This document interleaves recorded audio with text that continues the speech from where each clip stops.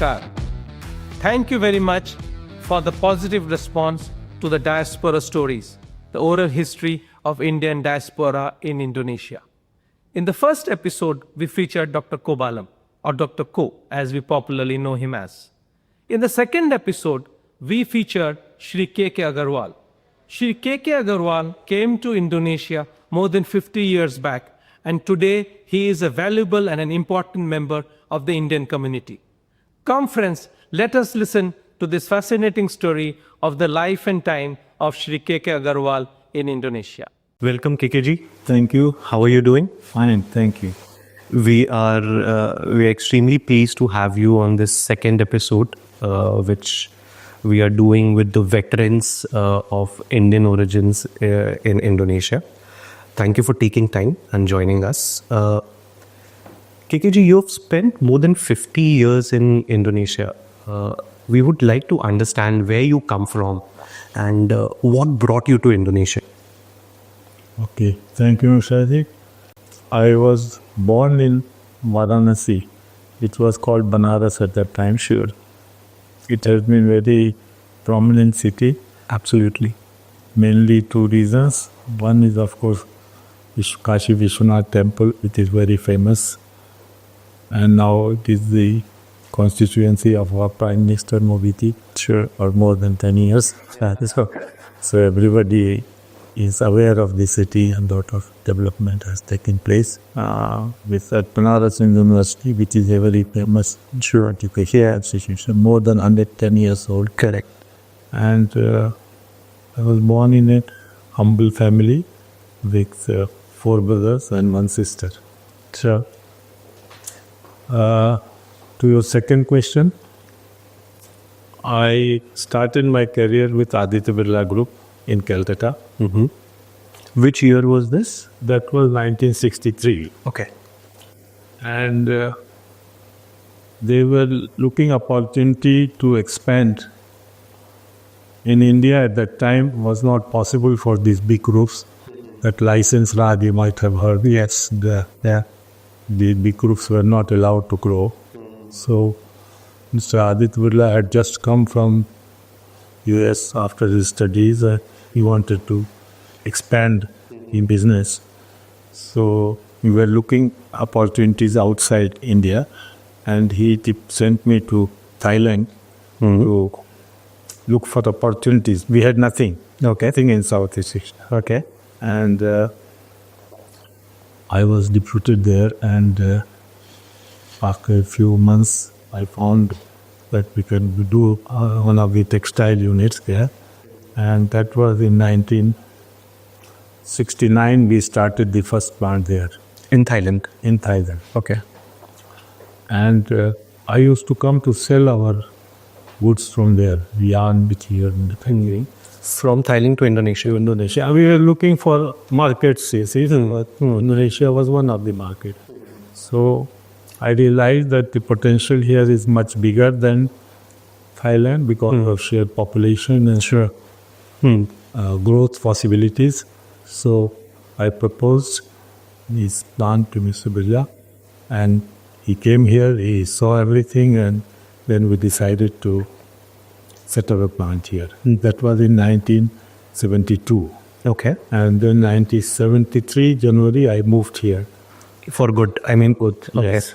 Okay. I mean, he decided during the visit that I should give him his charge. And you moved here with your family? Yes, I came with my wife. Okay. And 2 children. Okay.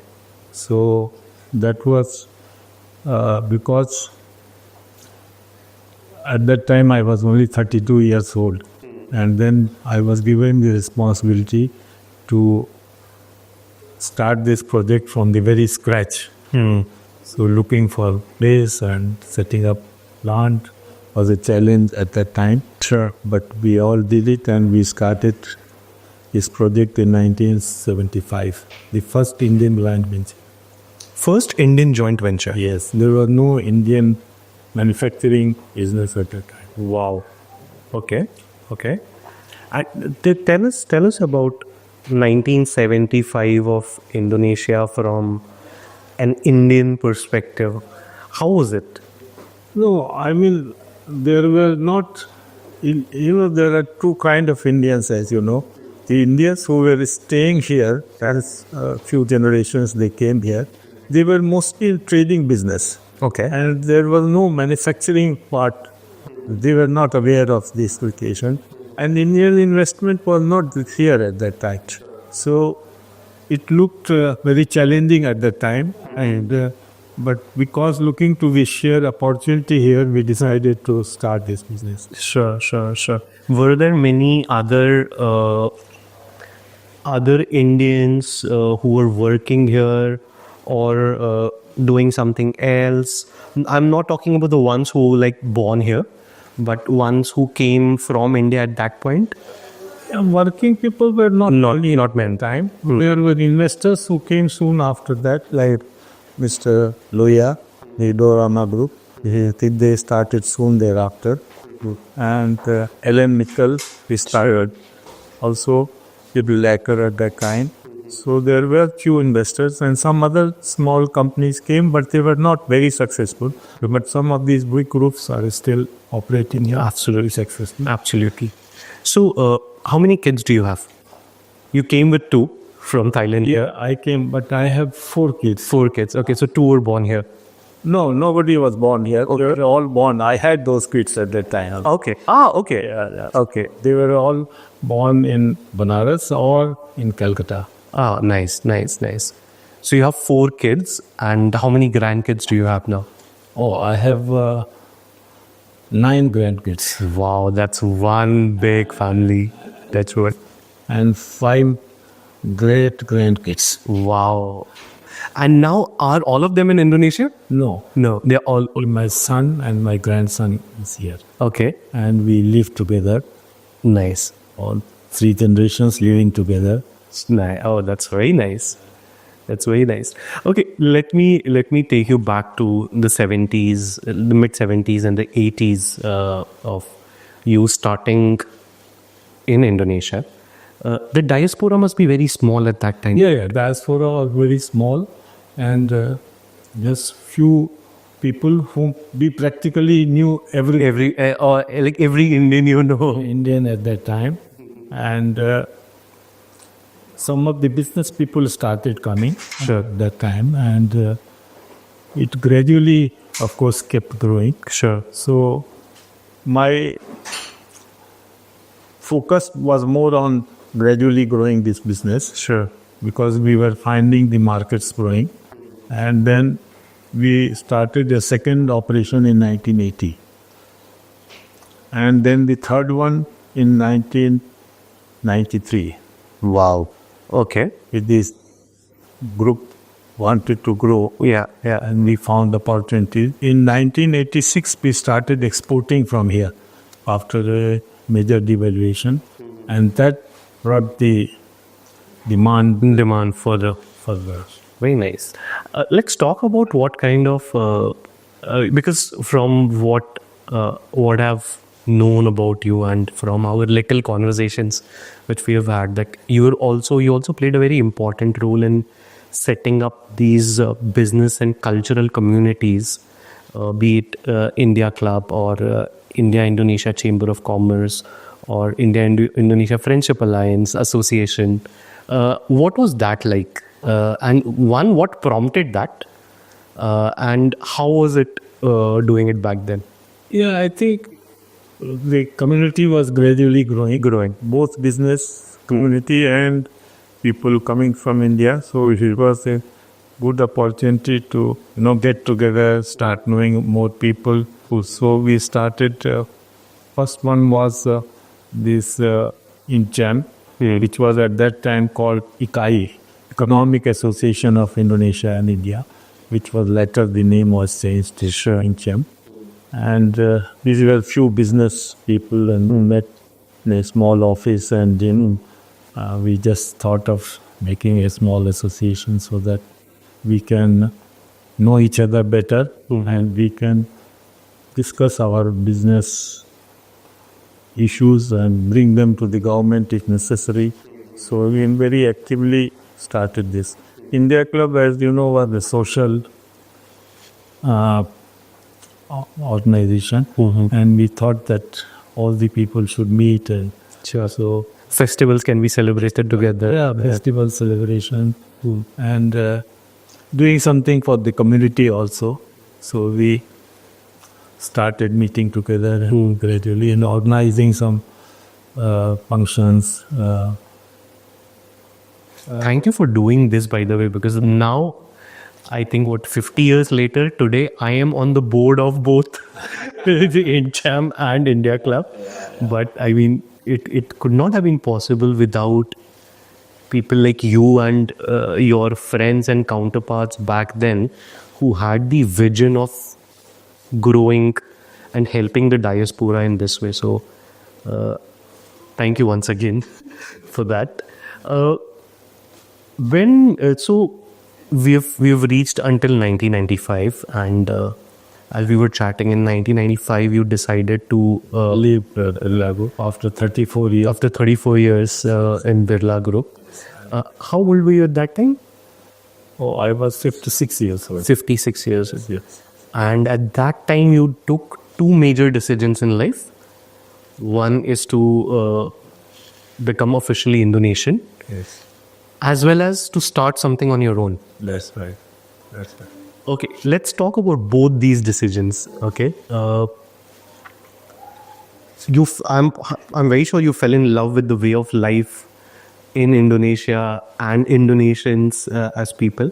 But was there any other aspects in your mind as well when you decided that okay, it's time to make Indonesia home forever? I think after living such a number of years and looking to the opportunities here and also making friends here, Yeah. and we found it very comfortable to live here. And I think the future looked bright. Sure. Because by that time Indonesia has developed quite a bit. Sure. And there was a major political change Yeah. in 1998. Yes. So that also helped us to make a decision on this matter. And apart from that, I think my family was very well settled Settled. Yeah. by that time. Yeah. Because earlier, my wife, when she came, was not comfortable. Because I think it's a cycle, sir. So, and I've experienced it personally also, and I speak of other friends also, that most of the cases, the men come before, they spend 6 months, 1 year, either working or setting up a business, and then the family comes in, and the wives have a very difficult time in the first 6 to 9 months.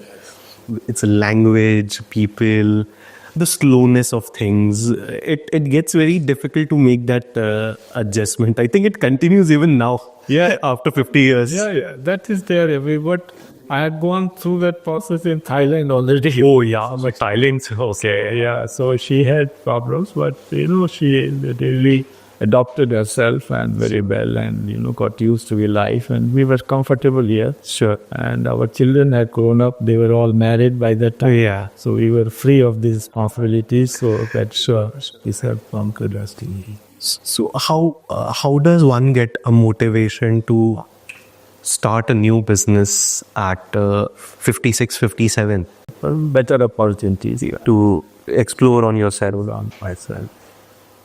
Very interesting. I mean, it just shows that how committed you are to Indonesia, as well as how committed you are on your own ability to build a business again after spending 34 years in a very reputed company. So that is absolutely interesting. Another aspect which I want to talk to you about is that now you see a lot more action happening from investments perspective and new entrepreneurs coming into Indonesia from India. What kind of observations do you have? Do you think there are a few things which should be done better, or you feel that they're not adapting yet properly? And in general, what kind of advice do you have for entrepreneurs who are coming into Indonesia fresh? Yeah, I think certain experience which I got during all these years of doing business here.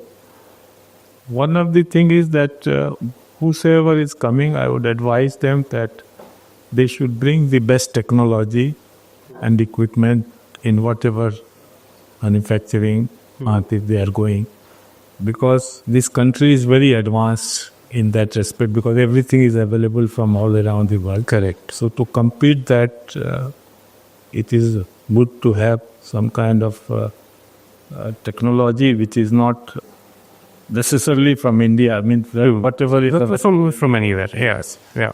because we had some original setback in those days from the mindset of India. We realized that we have made some mistakes, and then we changed ourselves, and that really helped to access to the world market. You know, we were exporting to about 40 countries around the world. So, Yeah. so they should bring good technology, and I think the other aspects is that they should plan their finances well, because some of the people had difficulty in the. Yeah. So if you don't borrow, if you are not Able to repay. it's repaired, you see. True. And of course, people are very nice, as you made from your experience also. But you have to learn handling them very politely. Yes. That The Indian way does not work. Indian day does not work. And that is what we thought at one time. We were employing 40 expatriates from India. So I was employing at that. Yeah. So we had to teach them for first few months at how to Shant. Yeah. Slowly. patience. Sabar. Sabar, yes, yes. Other thing is that there will be some difficulties in a new country, especially on some of the legal side, approvals and all that. But they must learn one thing, that in Indonesia everything is possible. Have that principle, don't get disheartened. Everything can be worked out. Sure. I think these are the main. This is great. Yes. I was seeing some of the pictures which you had in the magazine where you've met how many presidents of Indonesia you've met? I have met 4 presidents. Which one? First was Suharto, who ruled this country for 30 to 33 years. Yes.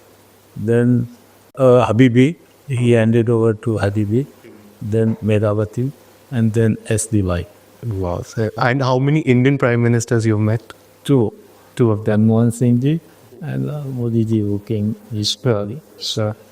You also met Atal Bihari Vajpayee, but he wasn't the president at that. No, he was not. He was not the prime minister. No prime minister. He was at that time an MP, you see. Oh, wow. And he was, I think, traveling to Australia, and then he stopped over here, and then I What a man, yeah. Yes, I mean, great man, great man. what intellect, philosophical, poet, great statesman. Very, very amazing. And okay, so 50 years, how many ambassadors you must have met? It's difficult To to 20? exact number. Yeah, I think 12 and 15. I'm sure more than 50. 3 to 3 and a half. Yeah. Some of them have Shorter stint as well. yeah. So more than 15 to 20. It's very difficult. Sure. All of them, fortunately, I have the privilege of having a very good relationship. No, I'm sure. So I mean, I keep hearing about you from a lot of people who have been in Indian diaspora, who've been in the region for a while, and everyone has at least one common opinion about you, that KKG is a man of integrity and ethics. That if there was only one thing which we all should learn from KKG is integrity. Thank you. Why do you think, and why the question I'm coming to is that why do you think, one, that it's so important, especially in today's day and age where everyone wants to make very quick money and just move, right? Why do you think integrity is of so much of importance? That is number one. And second, how does one maintain that over such a long period right? I mean, we are not talking about 5 years, 10 years. We're talking about more than 50 years in one region, right?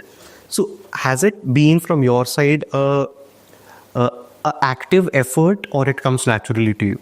No, I think it comes naturally from your family background, what you inherit from your parents. I think also the environment matters, right? I mean, Yes, environment matters. And where you have been working, you see, I mean, the group I was working for a very long time had that reputation, which even as on today.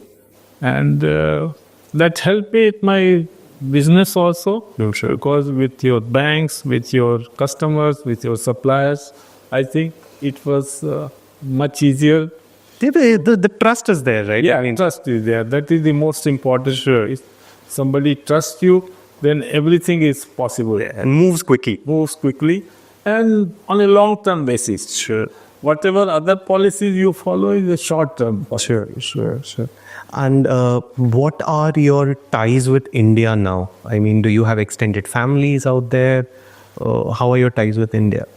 Oh, I have very close ties with India because basically heart is India.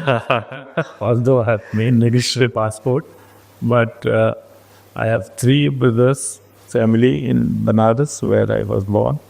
One of my brothers is in Canada, and my sister is one sister I have. It is in Ranchi. Nice. So, I travel to India quite regularly, I'm sure a few times a year. And events also, there are family events, and I'm sure it's still like so very deeply, and I believe the whole family, which has grown over here, also is very deeply connected with India. Yes, I think we are all connected. I mean, my son is married with a wife from India.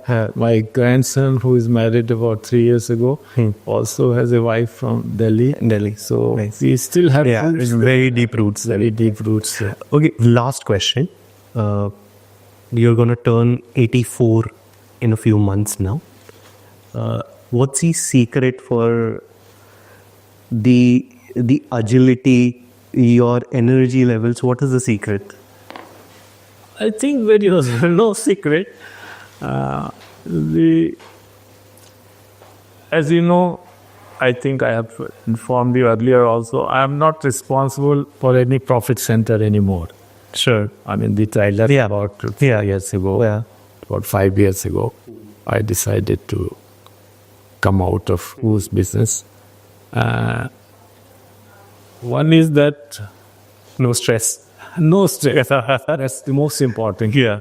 So, but I keep myself very active. Still, I manage my investments very actively. Then we have a family business, which is Kefi Wangi, Indonesia, that my son and grandson is managing. And I help them with that business. I also the business. You come to office every day? I come to office every day. Wow. And then I have friends, family. I like to spend time with them. Yeah. My relationship is both the community, Yes.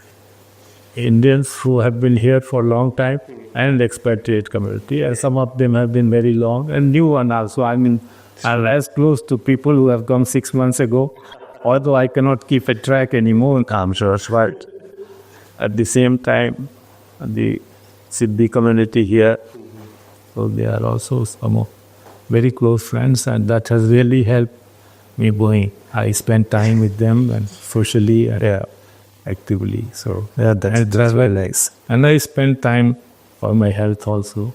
If it You exercise, you go for a walk. yes, more Wonderful. gym, some weight training, everything I do. Wonderful. I really hope all our viewers, including me, are blessed with this health at this age. Thank you so much, KKG, for doing this and for doing all this work which you have done for the community over the last 50 plus years. A lot of us, we take it for granted. I have been in Indonesia for, I think, more than 8 years now. And at times we tend to take things for granted that, okay, it's there.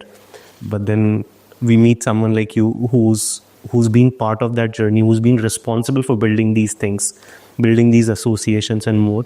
And we are extremely grateful. Thank you so much once again for doing this. Thank you. Thank you very much.